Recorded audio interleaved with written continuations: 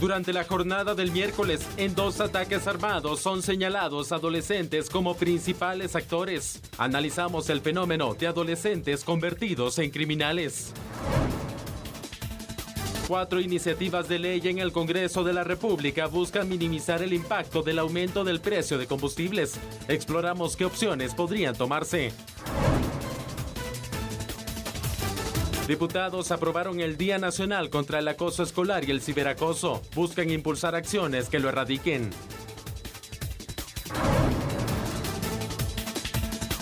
Revocan la medida sustitutiva otorgada a la exdirectora del INSIBUME en el caso Clima, Corrupción y Poder. Empresarios en alerta por el desabastecimiento de materias primas a causa del conflicto entre Rusia y Ucrania. Guatemala fue declarada como capital provida de Iberoamérica durante un acto frente al Palacio Nacional de la Cultura.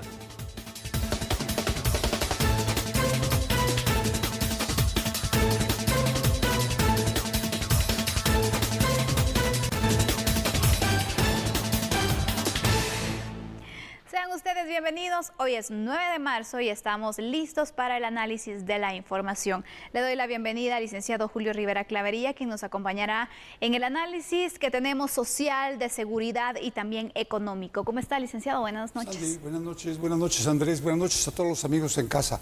Un gusto estar con ustedes. Por supuesto, y con Andrés Estrada vamos a tener pues las noticias internacionales, los detalles de lo que está pasando en el mundo, así que también le doy la bienvenida. Y Andrés, danos un adelanto de lo que vamos a ver entonces en el segmento de noticias internacionales. Así es, Sandy, licenciado Julio Rivera Clavería, un gusto estar con ustedes, con la audiencia, hablando sobre las noticias internacionales. Esta invasión de Rusia a Ucrania continúa y lo que ha ocurrido en las últimas horas es un recrudecimiento de los ataques en contra de civiles, algo que ha sido condenado a nivel internacional. Además, resalta durante la jornada un ataque en contra de un hospital que ha dejado un gran número de fallecidos y de heridos. Todo esto lo hablaremos más adelante acá en A la Medida.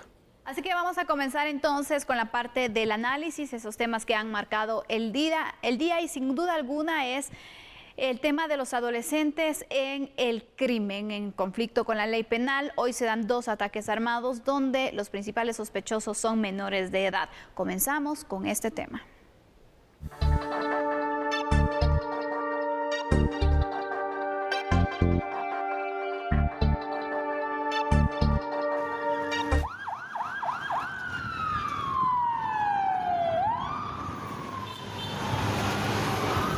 El ataque armado se registró en la 11 calle y 4ª avenida de la colonia Montserrat 2, zona 4 de Misco.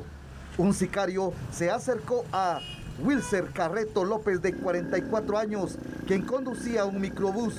El criminal le disparó y lo remató cuando intentó escapar de las balas. Al escuchar los disparos, agentes de la Policía Nacional Civil iniciaron con la persecución del responsable, quien fue copado en la 11 calle de la colonia Bosques de San Nicolás de la zona 4 de Misco. El detenido fue identificado como José Ignacio Castro Oliva, de 17 años, integrante de una mara. Mientras tanto, a la escena del crimen llegaron familiares de la víctima. Uno de los hermanos indicó que Wilser Carreto tenía más de 20 años de trabajar como conductor. ¿Ya fue identificado? ¿Cómo fue identificado? Él es mi hermano, Wilser. ¿Cómo se llama? Wilser Yuvini Carreto. Ya. Todo dice que es por extorsión, mi estimado. Me imagino que sí, porque le dejaron un teléfono ahí. ¿Hoy le dejaron el teléfono? Sí, o sea, venía él manejando, dice, y como no quiso agarrar el teléfono. Le dispararon. ¿Ya conocen ustedes que fue detenido el responsable? Sí, dice que sí, ya me dieron que quién es. Sí. Que ahí lo tienen detenido. Pues. A ver qué hacemos. ¿No? ¿Son extorsionistas, son mareros? Imagínate que sí. Sicarios. ¿Temen ustedes también? Sí. Sí. Ya me imagino que hay muchos que prestan este servicio de transporte para ganarse la vida y temen ahora por salir a trabajar. Sí, no, y miedo, ¿no? De que lo que pasa en las calles, ya no se puede estar uno. ¿Cómo era su hermano? ¿Tranquilo? Él es tranquilo, ya tenía como 20 años, está trabajando ahí. Y él iba a la iglesia, él es cristiano, él no se metía con nadie, bien tranquilo él, nada. No había nada, no había dicho nada de esto. ¿Familia él? ¿Ah? ¿Familia? 2 niños, 2 nenas. Y la esposa que está ahí. Una de 14 y una de 13 años, creo que es. Y ahora se quedan. 2 ataques armados se registraron hoy relacionados probablemente con el tema de extorsiones, donde las investigaciones ubican como los principales sospechosos a 2 menores de edad. Vamos a iniciar entonces con este análisis en tema de seguridad sobre cómo los menores de edad cada vez están más involucrados en las estructuras criminales, en los sicariatos, en el tema de extorsión, que vemos entonces reflejados en estos 2 casos, licenciado Clavería, la adolescencia como parte del crimen. Vean, este es un tema muy complejo y muy difícil, porque algunos que están viéndome en casa pensarán en los factores sociales que influyen para que un joven o un niño se involucre en estructuras criminales. Pero la realidad es que son criminales.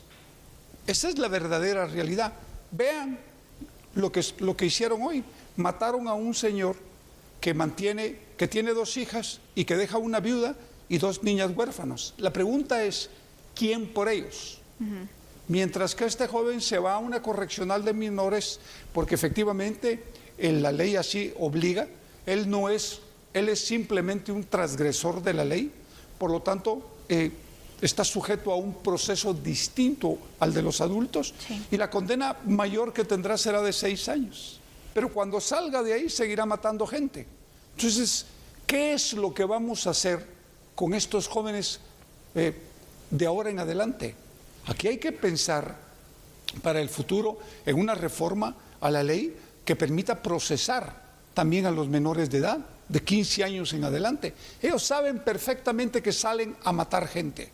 Licenciado, en el Congreso de la República durante varios años se han planteado de hecho varias iniciativas de ley que tratan precisamente ese punto, de que se pueda pues tratar a un menor de edad a partir de hasta los 14 años, incluso hay una de las propuestas que ya sean procesados entonces como un adulto porque consideran que a esta edad ya son conscientes de sus actos y ya pueden entonces responder ante la ley por las consecuencias de los mismos.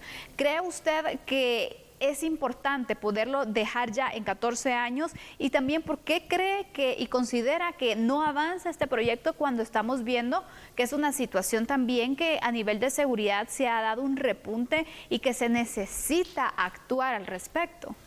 Yo creo que uno de los graves problemas que tenemos en el país es que hay organizaciones, la cooperación internacional, asociaciones y personas que creen que efectivamente los menores de edad no pueden ser sujetos a un proceso penal que lo sufre un adulto porque efectivamente no tienen conciencia de lo que hacen.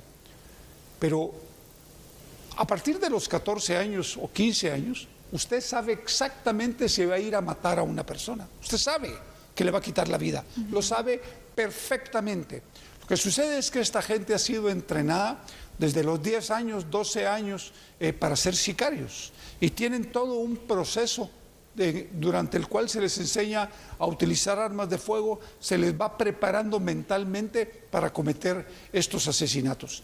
Yo creo que hay que hacer un esfuerzo grande, primero porque debatir el tema y porque los expertos comiencen a revisarlo a fondo, porque lo que no se vale, Sandy, es que hoy quedan 2 familias con niñas huérfanas, viudas, y simple y sencillamente estos jóvenes se van y la prisión que van a sufrir será de 6 años y con absolutamente haciendo y deshaciendo en las cárceles correccionales del país, que son ni más ni menos que un calco de lo que son las prisiones de adultos en Guatemala.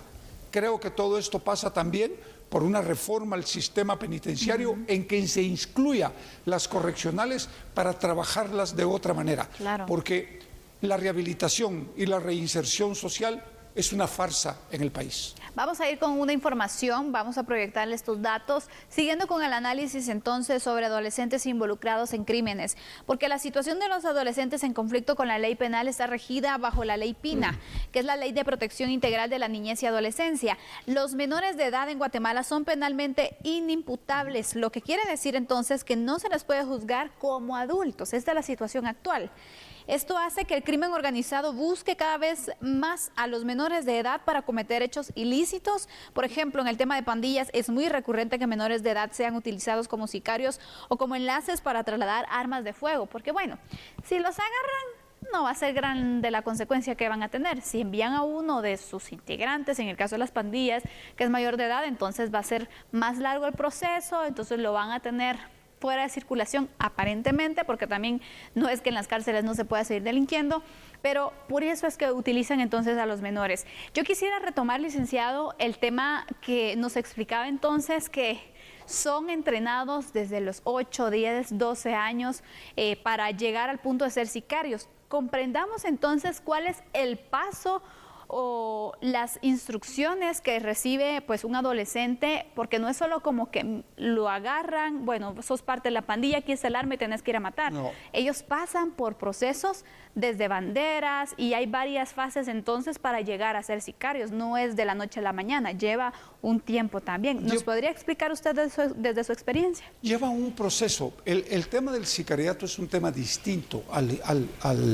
Usted integra una clica, pero en el camino ellos van viendo quiénes tienen cualidades, por así decirlo, desgraciadamente, para poder ser sicarios y comienza todo un proceso de entrenamiento, desde disparar armas de fuego, desde estar preparados para tirarlas, esconderlas, desde poder evadir a la policía con motocicletas, etcétera.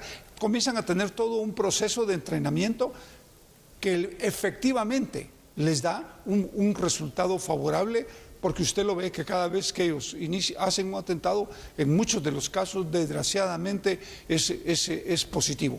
Y creo que por eso es que el trabajo de la policía de prevención no debe ser única y exclusivamente de ir a dar charlas a las escuelas, a las iglesias o a las asociaciones. Es de patrullaje a pie, en vehículo y en motocicleta. Pero sobre todo la inteligencia, Sandy.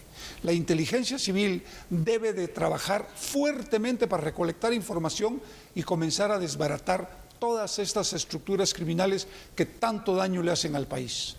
Sin duda alguna, son puntos entonces que es importante irlos destacando para que ustedes conozcan también cómo es que funciona el crimen organizado. Vamos a ir con otros datos que tenemos preparados para ustedes, siguiendo entonces con este tema de análisis. Y es que vean ustedes, es importante hacer notar que existe un sistema de sanciones que establece la privación de libertad bajo la tutela de la Secretaría de Bienestar Social. Sin embargo, la rehabilitación y reinserción social debería ser el último fin de los sistemas penitenciarios y, claro, el sistema a cargo de la SBS.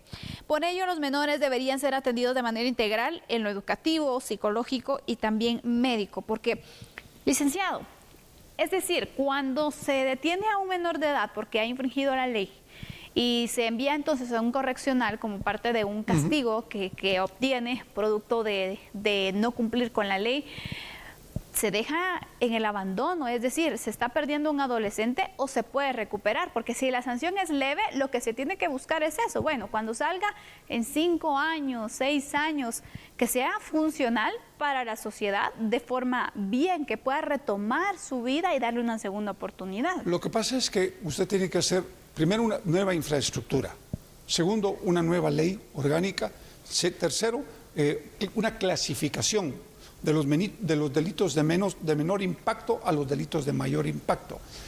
A mí me hablaba una fiscal, amiga mía, que ha trabajado esos temas durante muchos años, y me decía que del 100% de los infractores, de los jóvenes transgresores de la ley que han cometido delitos de alto impacto, me refiero a asesinatos, homicidios, todo este tipo de delitos, ella creía que posiblemente el 20% podría ser rehabilitado y reinsertado en la sociedad. Eso le da una idea de lo que sucede al interno de las correccionales. Este es un tema, una materia pendiente, sin duda, en el tema de seguridad. ¿Cómo tratar entonces a los adolescentes que están en conflicto con la ley penal? Porque cada vez son más los menores que son detenidos y que son vinculados al crimen organizado. Y el punto es, ¿qué va a hacer el país al respecto? Damos por finalizado este tema. Vamos a hablar ahora sobre un tema de carácter judicial, porque en el caso denominado Clima, Corrupción y Poder, se revocó la medida que se le había otorgado a la exdirectora del INSIBUME. Pasado 14 de febrero, en el Juzgado Quinto Penal, la juez del caso Clima, Corrupción y Poder, Judith Secaida, resolvió beneficiar a la procesada Astrid Amanda Montes de León con una libertad condicional, sin el pago de ninguna fianza económica. La acusada Montes de León enfrenta un proceso penal por su posible participación en un desfalco de 28 millones de quetzales del Instituto Nacional de Sismología, Vulcanología, Meteorología e Hidrología. Según la investigación de la Fiscalía contra la Corrupción del Ministerio Público, Astrid Montes, como exsubdirectora del INSIBUME y otras 15 personas, participaron en la sustracción y malversación de los fondos públicos a través de la entrega ilegal de 9 contratos irregulares a empresas de dudosa procedencia. En la diligencia del pasado 14 de febrero, la juzgadora le otorgó a Montes una libertad condicional al considerar que no existía el peligro de fuga y la obstaculización a la averiguación de la verdad. Los magistrados de la Sala Tercera de la Corte de Apelaciones resolvieron que Astrid Amanda Montes de León debe continuar en prisión preventiva. Para este 9 de marzo estaba previsto que la juzgadora Secaida iniciara a conocer la petición de la Fiscalía contra la Corrupción, que los 16 acusados enfrenten un juicio por diferentes delitos, entre estos asociación ilícita, fraude y lavado de dinero. La audiencia de fase intermedia para estudiar la posibilidad que la carpeta judicial se abra un juicio se canceló y se reprogramó para el 8 de abril de este 2022.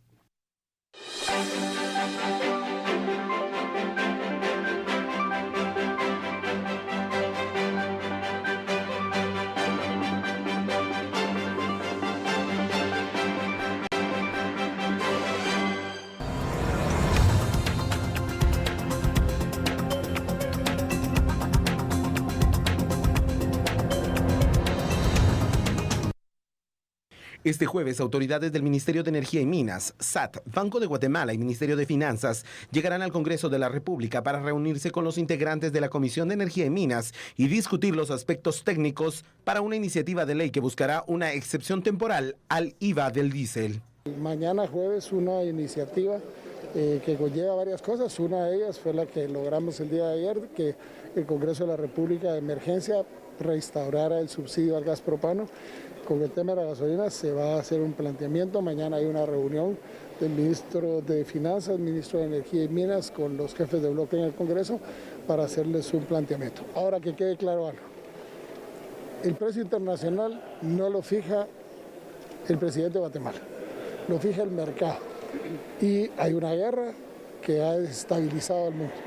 Hay 10 millones de barriles menos de petróleo que producían Rusia diarios que no están entrando al mercado. Mientras no se recupere el mercado, no se recupere la cantidad de barriles, porque no hay escasez, lo que hay es que a futuro puede haber escasez y ante la especulación se está jugando con los precios. Por otra parte, advirtió que continuarán con el monitoreo a las estaciones de servicio para evitar especulación en el costo y adelantó que ya han identificado algunas gasolineras que incluso podrían ser clausuradas tras incrementar injustificadamente el precio de los combustibles. Ahora bien, ya lo advertimos y ya sancionamos a las primeras gasolineras porque compraron a un precio y lo están vendiendo a precio de futuro. Y eso no se vale, la ley no lo permite y vamos a llegar incluso al cierre de aquellas que estén recayendo e insistiendo en hacer lo mismo. Y es que en el Congreso de la República hay varias propuestas que se han realizado para poder definir entonces el apoyo a los ciudadanos con el tema del aumento de los combustibles. Esto lo vamos a estar analizando. Por una parte se propone la situación de la exención en el IVA para el tema de los combustibles. También hay situaciones de subsidio que se han propuesto también para poder apoyar a las familias y de esta forma también ayudar entonces a los precios elevados que se han registrado ya en el combustible. Hay varias propuestas, licenciado Clavería, pero todavía no hay ninguna que se ha aprobado y no tenemos entonces pues una razón de poder tener una tranquilidad por lo menos en cuanto a que se puede ir regularizando y bajando esos precios que cada vez van en aumento. Ya estamos llegando a los 40 quetzales por galón en el precio de la gasolina superior. En algunas gasolineras se rebasó los 40, sí. Sandy. Y yo creo que primero es una barbaridad porque fue un incremento relámpago. Desmedido, sabiendo todos que las grandes compañías petroleras tienen grandes depósitos en Guatemala que efectivamente no habían importado y que todavía no han importado. Todavía estaba la reserva. Era todavía reserva. Por lo tanto, yo creo que no se debió haber actuado de esa manera porque se especuló con los precios. Y eso es constitutivo de delito, primero. Segundo, yo creo que efectivamente el Congreso de la República tiene que hacer una evaluación. ¿Qué es lo que más le conviene? Primero, a los guatemaltecos, si nos conviene un subsidio, si nos conviene la exoneración de los impuestos al combustible o al IVA. Cualquiera de las tres, pero que de alguna manera beneficie bajando un poco el precio del combustible, especialmente el diésel, porque si usted baja el precio del diésel, va a poder bajar el precio de la canasta básica, del vestuario, del transporte, de las medicinas. De muchos productos. De muchos productos, Sandy, pero el problema es que tiene que ser sobre la marcha. Claro. Si vamos a seguir esperando 10 días más, mucha gente se va a quedar sin poder comer. Porque ya estamos viviendo, de hecho, ese aumento que se ha dado en el tema del combustible y obviamente en el alza de diversos productos de la canasta básica, que ya hemos sentido ese impacto también. Vamos a ir con unos datos porque es necesario ir enmarcando cómo es que la situación a nivel internacional ha venido afectando y esto también va derivando en los aumentos que se han venido registrando, que es una de las justificaciones entonces que se ha dado, ¿no? Porque en las últimas semanas, de hecho, se ha registrado a nivel internacional una alza sostenida en el precio del barril de petróleo, especialmente desde que inició la invasión de Rusia a Ucrania. Durante la jornada, el crudo estadounidense tuvo un retroceso para llegar a los $108 por barril. A principios de la jornada incluso llegó a alcanzar los $130 por barril.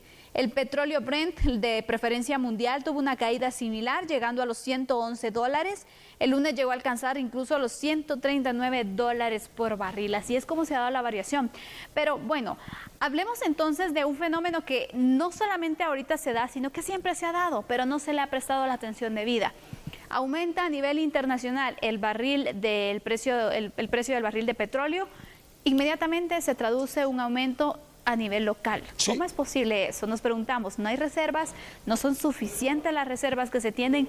¿O por qué entonces que se viene dando esta situación? Se han detectado varias gasolineras, ya el presidente lo decía, el ministro de Energía y Minas también daba declaraciones hace unos días sobre los resultados de las inspecciones que realizaron a los distintos puntos de servicio y observaban que gasolineras estaban incrementando los precios y no tenían justificación para hacerlo. Es decir, todavía existía el suministro para poderlo vender al precio menor y sin embargo, ¿qué hicieron? Le incrementaron, ¿no? Aumentaron sus ganancias. Usted lo planteó perfectamente en uno de los programas pasados. Dijo que en la noche se habían incrementado los precios de una manera exorbitante. Habíamos amanecido a 39 quetzales por galón, lo cual es una barbaridad cuando sabíamos que hay reservas. El precio debe haber subido de manera escalonada. Claro. Eso daba tiempo a que los diputados pudieran ponerse de acuerdo para determinar cuál es la vía que beneficie a las grandes mayorías. Cuando se llegara a ese punto, pero es no inmediatamente. Correcto, porque nos hubiera dado el tiempo, pero en estos momentos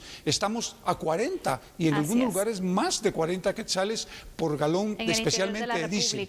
Por lo tanto, yo creo que esto debe de ser tomado con mucha seriedad, responsabilidad por los diputados y de manera rápida, porque de otra manera podemos tener problemas de tipo social que no se van a poder detener y contener fácilmente. Exactamente. Y vamos a enmarcar entonces la situación nacional. Vamos con datos. ¿Cómo está la situación de los precios en nuestro país? Porque son varios los aumentos, de hecho, que se han dado desde que inició el conflicto entre Rusia y Ucrania. Son varios los aumentos que se han registrado. En Guatemala se ha visto el aumento de los combustibles y con ello la alza a diversos productos de primera necesidad. Las proyecciones más graves del Ministerio de Energía y Minas está cerca de cumplirse. Recordemos que habían proyectado un escenario de 45 quetzales por galón de gasolina superior y 40 por galón del diésel. Sin embargo, nuevamente fue aprobado un subsidio al precio del gas propano, al que va entonces a tener por lo menos algún tipo de alivio en la economía familiar. Por lo menos con el gas propano pues ya se tiene una respuesta. Por 3 meses más se va a tener este subsidio, pero seguimos entonces el tema de los combustibles, que también impacta y de gran manera la economía familiar. De todas estas opciones que hay, licenciado, ¿cuál podría ser la más viable? Finanzas se ha pronunciado y ellos no están de acuerdo en que se pueda dar una exención en el tema de la recaudación de impuestos por los derivados del petróleo, ni el tema del IVA, porque indica entonces que el impacto va a ser en aumentar la deuda del país, porque hay que ver de dónde se saca también los recursos para poder cumplir con proyectos. Entonces lo ven más como un subsidio que se pueda otorgar. Ajá. Para usted, ¿cuál de todas estas alternativas le parece la más viable para ayuda de los guatemaltecos y también para ayuda de las arcas del Estado?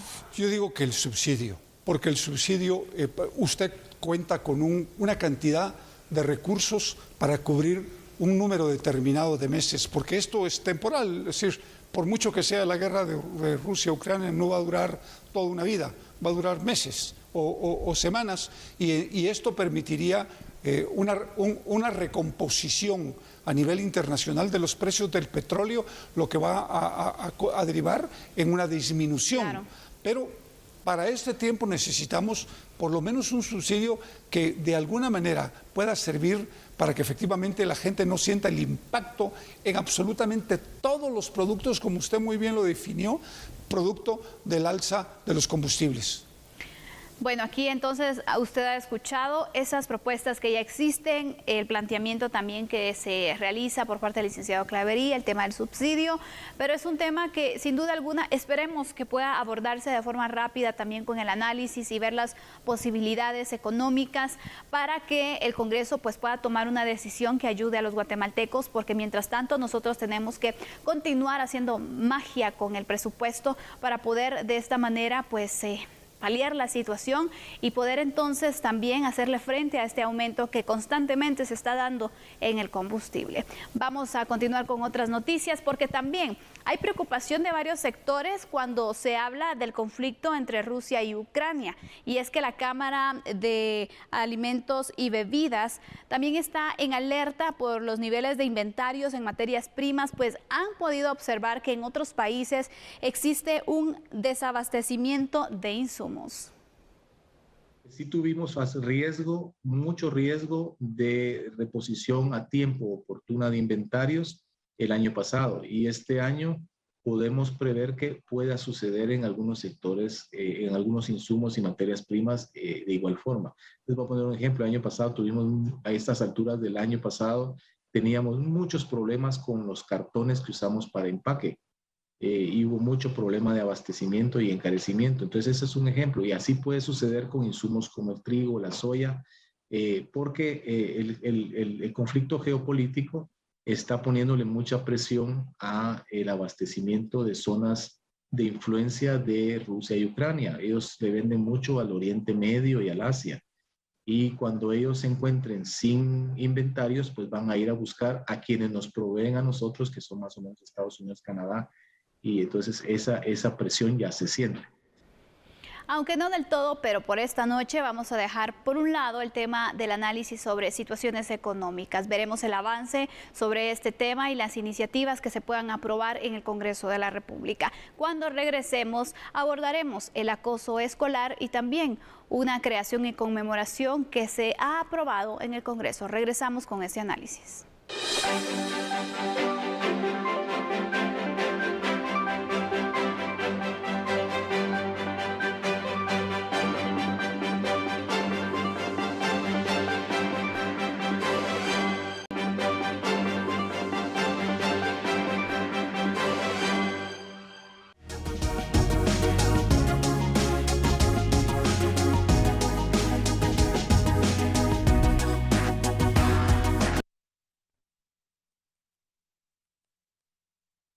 Con 98 votos a favor, diputados del Congreso de la República aprobaron el decreto 19/2022, ley contra el acoso escolar conocido como bullying.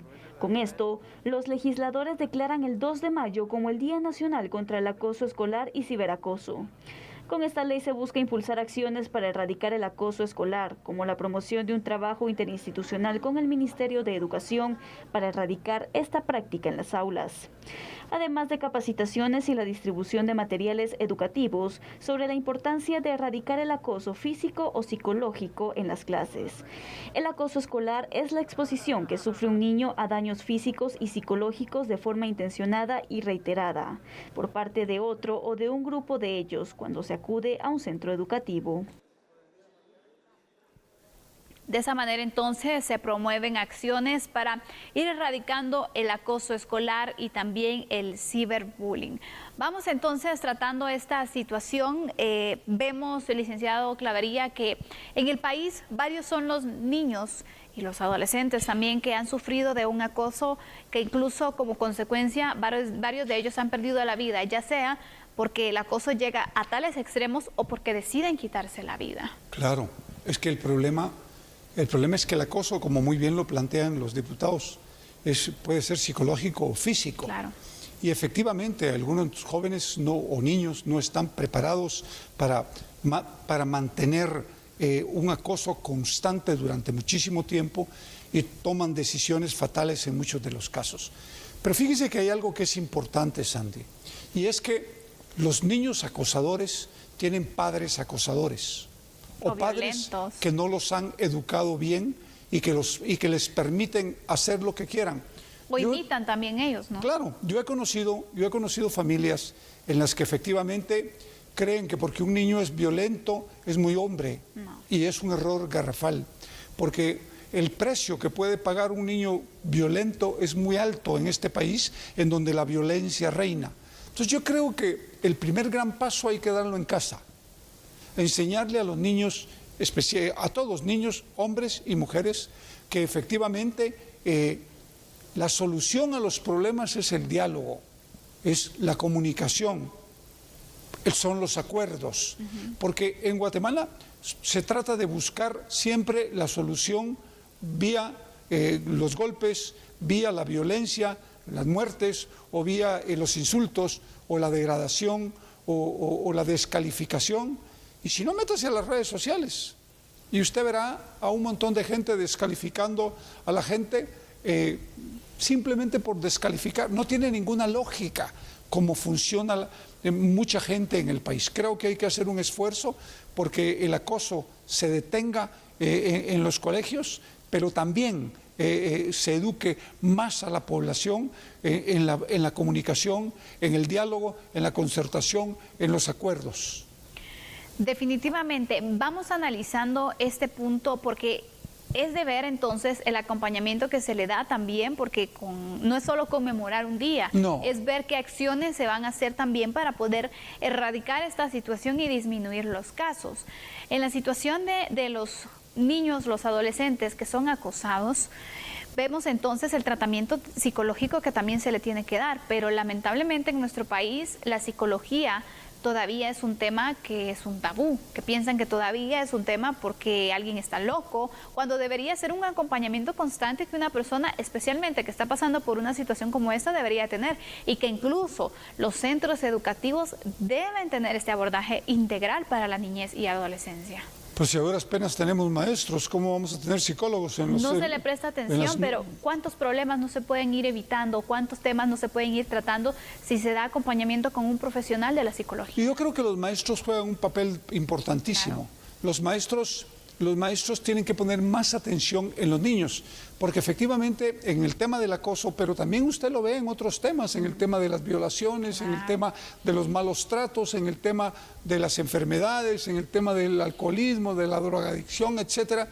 Los maestros juegan un papel determinante y creo que ellos, cuando vean problemas de acoso, tienen que jugar el papel para el que fueron contratados, de solucionar los problemas de los jóvenes y buscar apoyos y ayudas. Si no se puede en casa de estos, pues a través de algunos centros que puedan proporcionarle este tipo de ayuda que usted planteó muy bien, los psicólogos, que pues no sé, ir con un psicólogo no significa que uno esté loco, no, es que necesita en algún momento algún tipo de apoyo o de acompañamiento para solucionar un problema. Así es, vamos a ir con una información, porque según UNICEF, vea usted estos datos que da a conocer el Fondo de Naciones Unidas para la Infancia, define el acoso escolar o el bullying como un fenómeno común en los entornos escolares de Latinoamérica. UNICEF considera que afecta por igual a niños, niñas y adolescentes sin distinción de edad, etnia o nivel socioeconómico. Establece que su manifestación se da en la violencia física, psicológica o ambas, y que tiene un impacto significativo a corto, mediano y largo plazo para los mismos. Además, afirman que impacta de manera negativa en la vida del estudiante, disminuye su autoestima y confianza y pueden llevar estados de ansiedad, depresión, autoagresión, ira o incluso conducir al suicidio, como lo hemos planteado también. Sí. Es que son grandes las consecuencias que se tienen. No solamente es, es que molestan al niño porque es débil. Esto no se trata de una situación de quién es el más fuerte o cuál es el más débil. Es una situación que desencadena otros problemas y que no nos damos cuenta, porque por ejemplo no significa que un niño o un adolescente que acosa a otro es, ay, qué fuerte, qué pilas mi hijo. No, es una persona que se puede estar convirtiendo en alguien violento, y cuando sea adulto, ¿cómo va a ser? No nos percatamos de estas consecuencias. Es que por eso yo le decía, yo creo que los padres juegan un papel determinante, sin lugar a dudas. Y ahí es donde en el hogar empieza todo. Claro. Si usted a sus hijos les enseña a ser violentos, ellos van a ser hombres violentos. Creo que es muy importante que los padres recapaciten, piensen exactamente cómo actúan sus hijos, y si efectivamente un niño acosa a otro niño, el padre tiene la obligación de corregirlo, claro, para que efectivamente no siga haciendo este tipo de actos que al final pueden conducir a que un niño que es acosado tome una decisión fatal en su vida. Y la verdad es que es importante también que los niños que son acosados, las madres y los padres se den cuenta, porque hay síntomas. Hay síntomas que son muy fáciles de detectar. Por ejemplo, el que los niños se meten en sus habitaciones, no tienen comunicación, se vuelven muy reservados, no quieren ir al colegio, no quieren tener amigos. Todas estas cosas los padres tienen que irlas analizando y viendo y preguntarles, tener la confianza suficiente con los hijos, comunicarse con ellos en todos los temas, Andy. El mundo cambió, el mundo es otro, y los padres también tienen que cambiar y entender que este mundo no es un mundo fácil, no es un mundo suave, es un mundo difícil, complicado y duro, y a los hijos hay que enseñarles a vivir en él. Exactamente. Vamos a ir cerrando con unos datos para poder darle también otra información sobre este tema que es muy relevante. Hablemos de este decreto, el decreto 19-2022, que es la ley contra el acoso escolar, conocido como bullying, que declara el 2 de mayo de cada año el Día Nacional contra el Acoso Escolar y el Ciberacoso. La ley promueve la sana convivencia entre estudiantes de los distintos centros educativos del país. Además, pretende mejorar la convivencia en los centros educativos y hacer conciencia en la sociedad sobre el impacto del maltrato físico y psicológico entre estudiantes. La normativa ordena al Ministerio de Educación la coordinación de acciones con entidades públicas y privadas para que se generen campañas de información que contribuyan a contrarrestar el acoso escolar y el ciberacoso. Y ojalá que también dentro de estos planes no solamente es compartir información, sino accionar en cuanto al acompañamiento a las víctimas y también a los victimarios en este caso, porque ambos necesitan un tratamiento integral. Y lo importante, Sandy, no se trata única y exclusivamente de aprobar leyes por aprobar leyes. Se trata de aprobar leyes para que efectivamente se puedan poner en práctica y cumplirlas. Así es. Bueno, esta es la información entonces que trasciende, esta es la aprobación también que se da por parte del Congreso de la República. Ahora le vamos a informar sobre otro tema. Y es que Guatemala fue declarada como la capital iberoamericana provida en el marco del Congreso por la Vida y la Familia que se desarrolla en nuestro país, con la presencia de 23 delegaciones de varios países.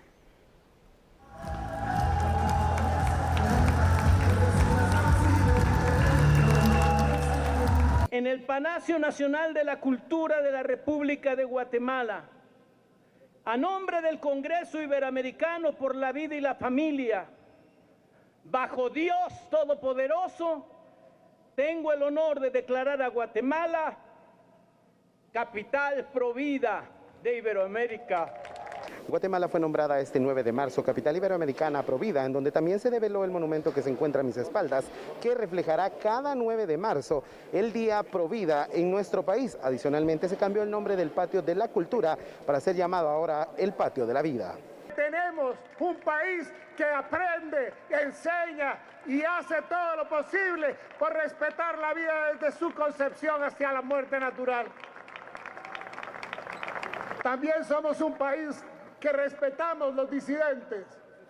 También somos un país que oímos a los que protestan, pero también pedimos a todos que en lugar de protestar nos unamos en lograr construir esa Guatemala diferente que todos queremos. Nos pusimos manos a la obra, se trabajó, 11 ministerios de los 14 intervinieron. Y hoy tenemos 99 programas de gobierno que están unidos para hacer una realidad que vayamos trabajando de aquí en adelante. De un lado tendremos el Patio de la Paz y en el otro tendremos el Patio de la Vida. Y si los dos se unen, podemos tener una vida en paz, que es lo que anhelamos los guatemaltecos. A partir de este año, cada 9 de marzo se conmemorará el Día de la Vida y la Familia, según lo acordado por el organismo legislativo a través del decreto 9-2022.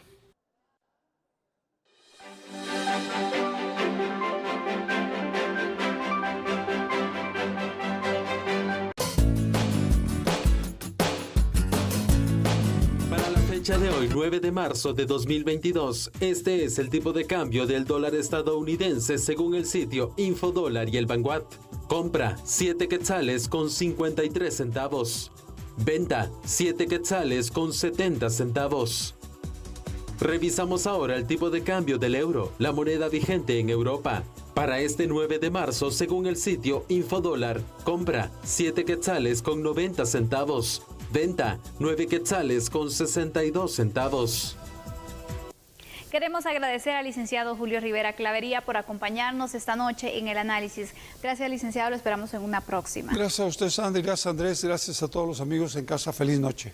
Le damos paso ahora a las noticias internacionales con Andrés Estrada.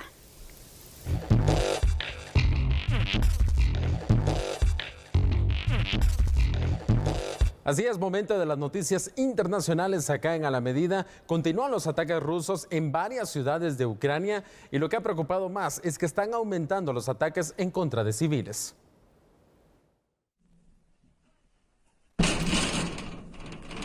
Ух ты, блин.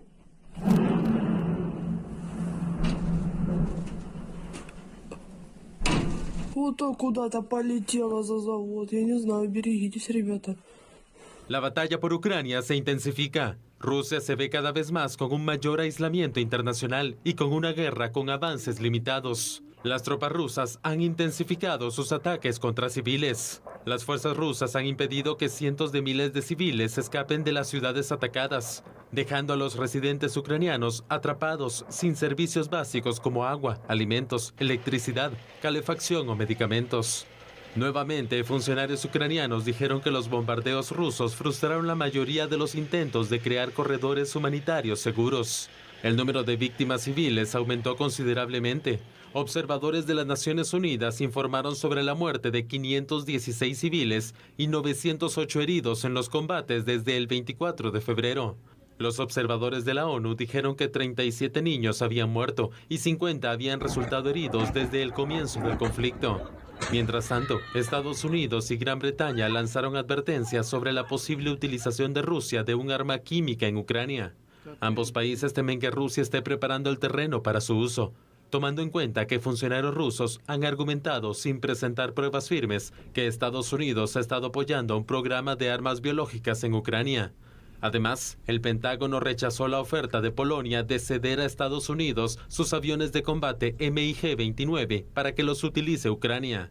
El gobierno estadounidense argumenta que el plan implicaría la posibilidad de que los aviones partieran de una base estadounidense y de que la OTAN vuele en el espacio aéreo en disputa con Rusia en la guerra de Ucrania, potencialmente involucrando a Estados Unidos directamente en el conflicto.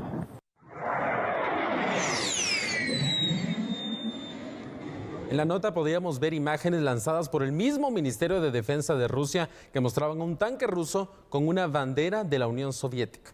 Algo muy interesante. Sin embargo, las acciones de las tropas rusas han sido mucho más fuertes en la ciudad de Mariupol.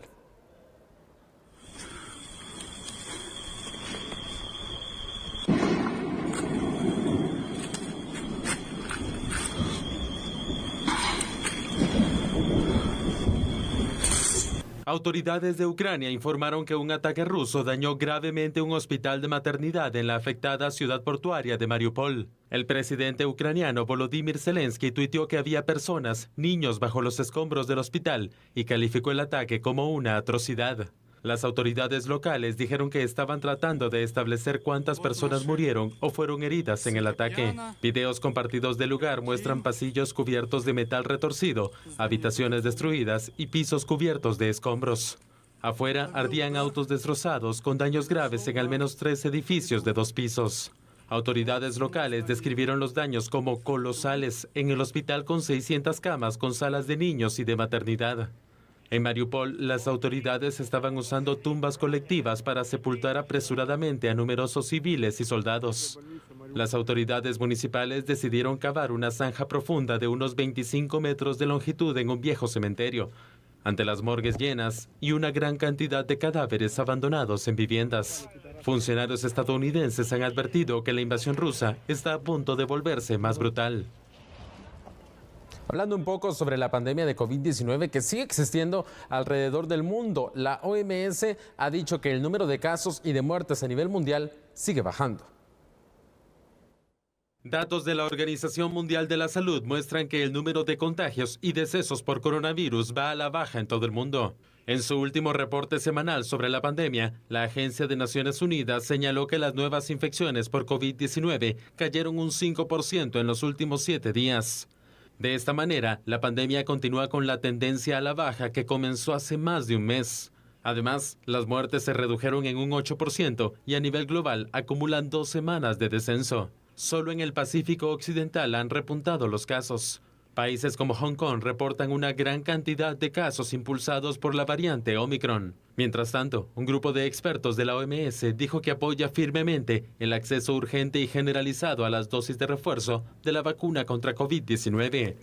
Los expertos concluyeron que la inmunización con las vacunas autorizadas contra COVID-19 proporcionan altos niveles de protección contra una enfermedad severa y contra la muerte. Señalan que las vacunas, incluido el uso de refuerzos, es especialmente importante para las personas en riesgo de sufrir una enfermedad severa.